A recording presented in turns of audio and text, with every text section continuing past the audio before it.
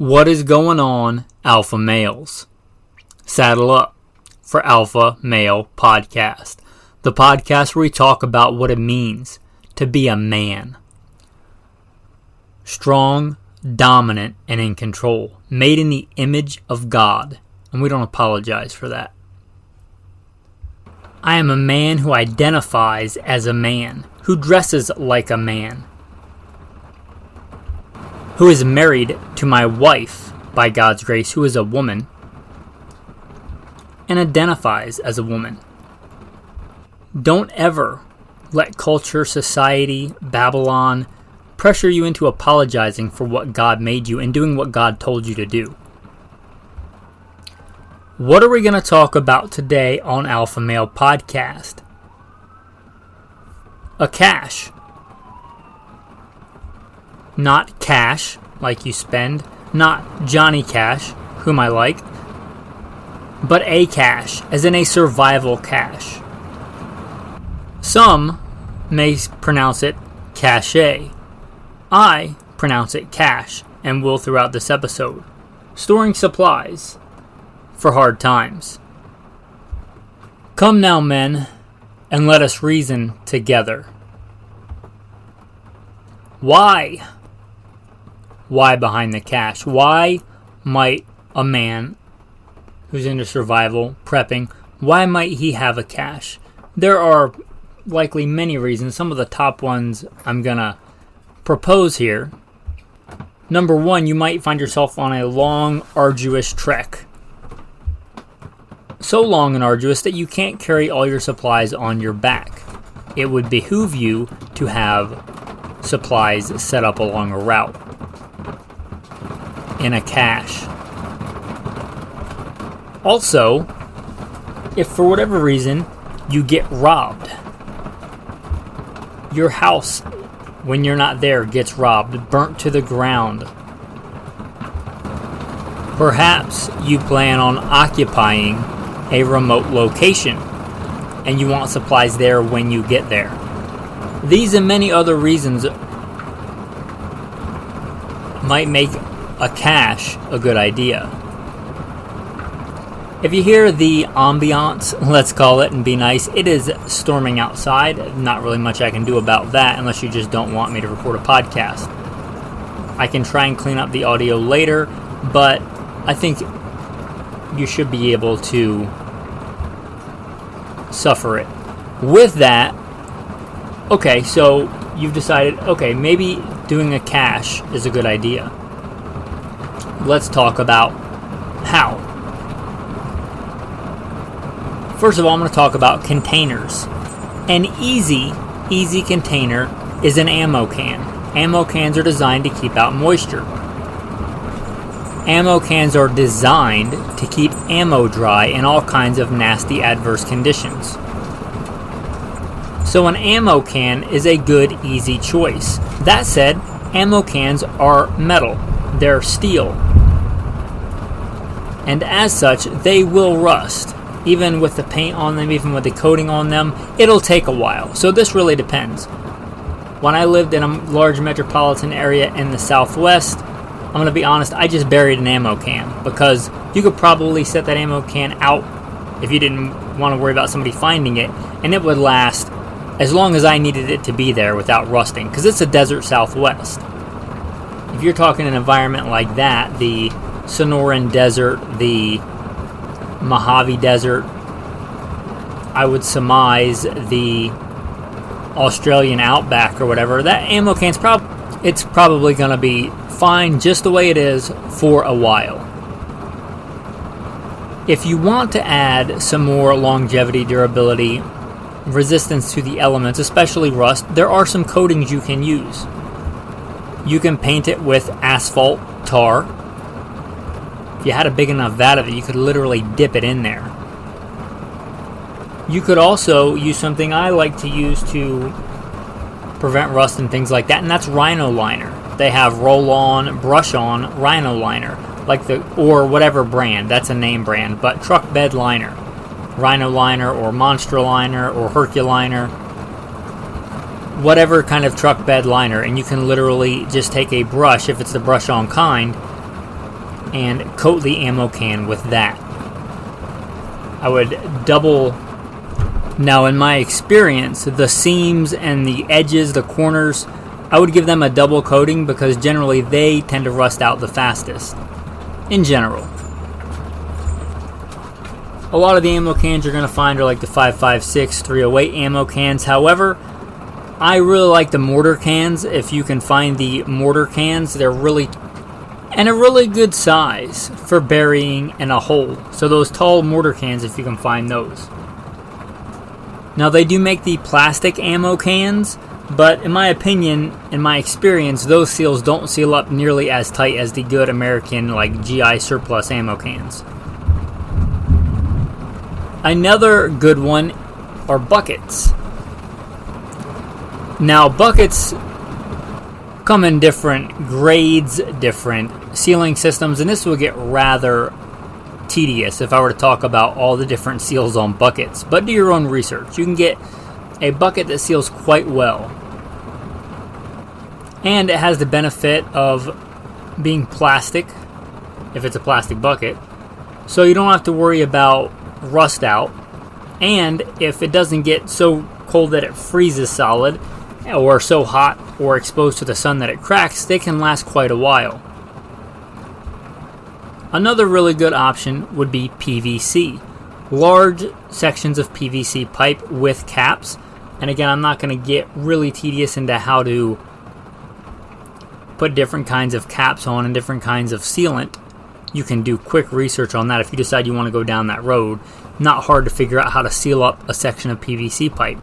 Whatever size PVC is appropriate for your task. If you're burying, silver coins, maybe pipe a little bit bigger than whatever $50 size denominations you're burying. Now you can get PVC pipe that is quite large, but get it appropriate for your task. Those are some good containers, certainly not all of them, but some good options there as far as caches go.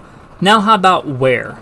Where do we store a cache? It doesn't have to be anything clandestine. It doesn't have to be anything James Bond. Literally, you could have a buddy or a friend or a relative that you say, hey, do you mind if I store stuff in your closet? And you can do likewise if something were to happen to my place and I had to go to your place because of a storm, a tornado, whatever. It doesn't have to be zombie Russian paratroopers or whatever you think the apocalypse will be. If something happens at your place, you can come here, store some supplies. If something happens at my place, I can come to your place and grab supplies. It can be that simple. In which case, your cache could literally be a Rubbermaid container with spare clothes, a prepaid debit card, some food. I'll get into supplies later, what you should put in a cache, but you get the idea. It doesn't have to be anywhere super secret squirrel, but it can be.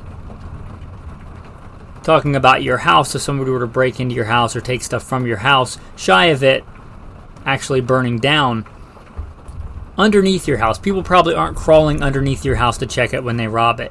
You could make a cache underneath your house.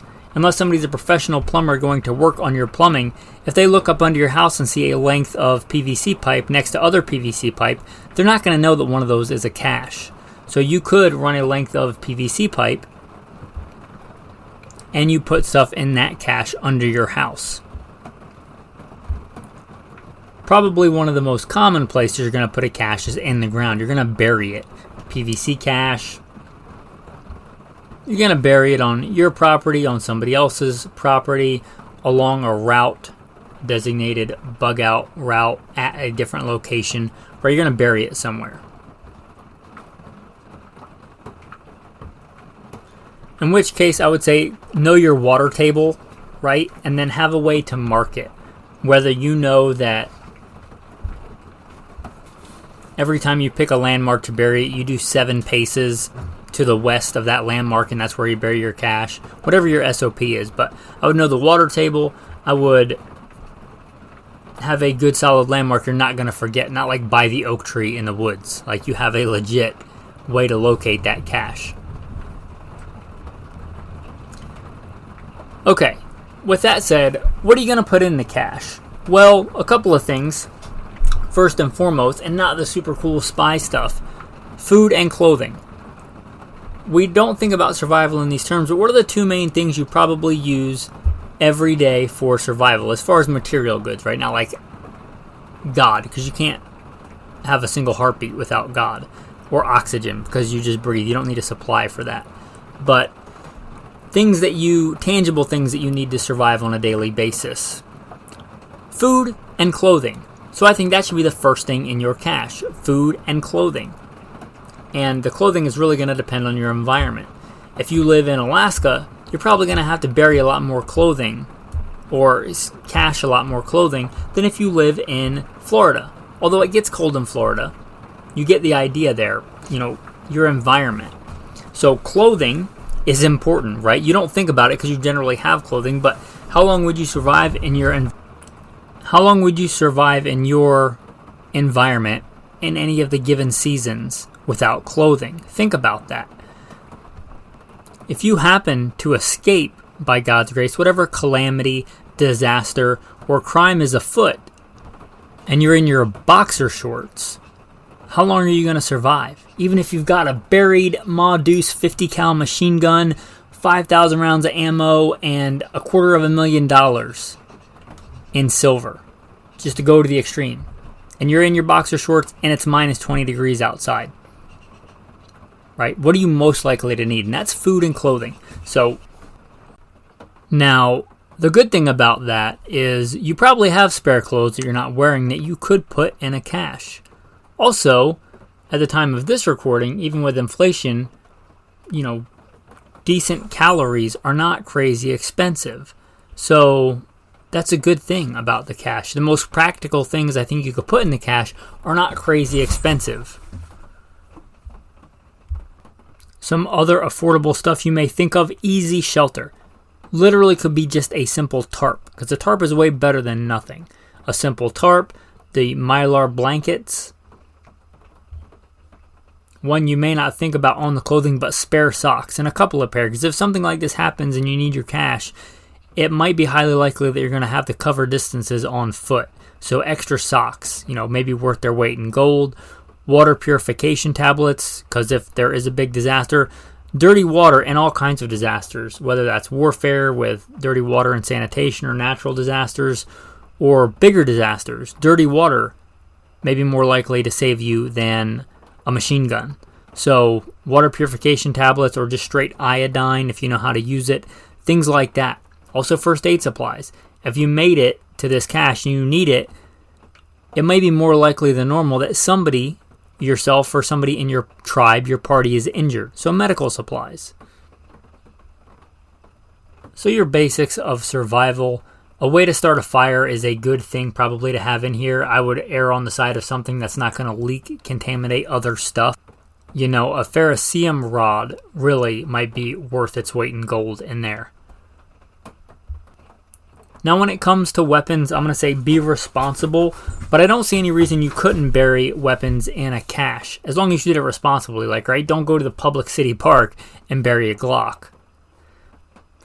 However, if you put it in a place where somebody would have to be breaking and entering anyway, I don't see this as being a hard no. For instance, if somebody breaks into your house or is going to rob your house, they're more likely to find the guns in your house, even in a safe, and bust into the safe, than they are a section of PVC pipe under your house in a crawl space. Which one is more likely?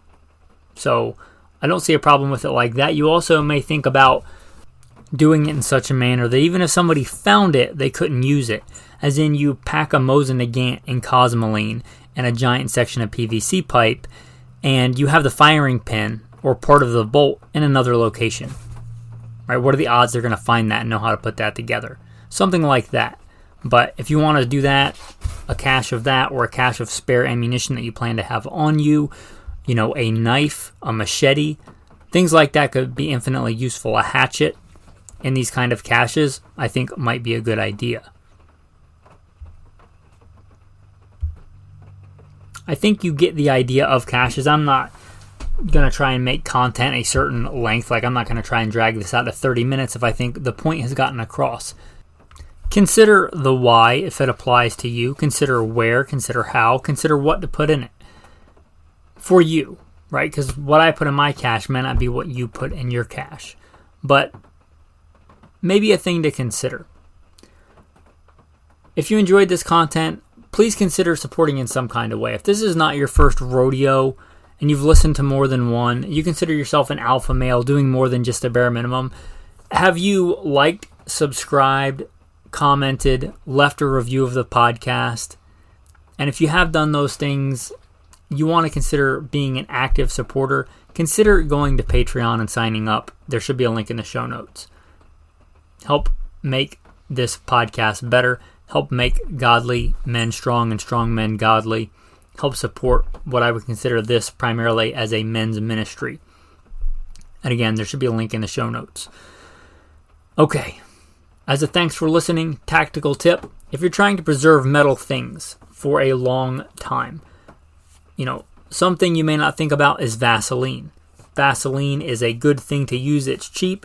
It's readily available. It's a really good preservative of different things. It's also good for medical reasons. It's also highly flammable if you needed a fire starter. So you might think about Vaseline in regards to these caches. That's your tactical tip of the day. Your tactical verse of the day.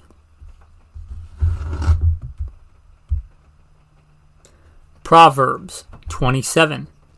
A prudent man foreseeth the evil and hideth himself, but the simple pass on and are punished. So think about that. Not running out of fear, but strategic relocation. We're called to fear nothing but God. And Jesus was perfect. So he only feared God, right? He even went to the cross to die. He is a brave man, the perfectly brave example. Still, he often withdrew. It says he withdrew. He withdrew himself from the city. He withdrew himself from the Pharisees. He withdrew from the crowd when they were trying to throw him off a cliff. He withdrew, right? Strategic relocation. I don't see any contradiction there between being a man of God and having strategic relocation plans. Caches may be part of that, maybe not, but just as a thought, I'm going to read that verse again, Proverbs 27. A prudent man foreseeth the evil and hideth himself, but the simple pass on and are punished. With that, thanks for listening and have a blessed day.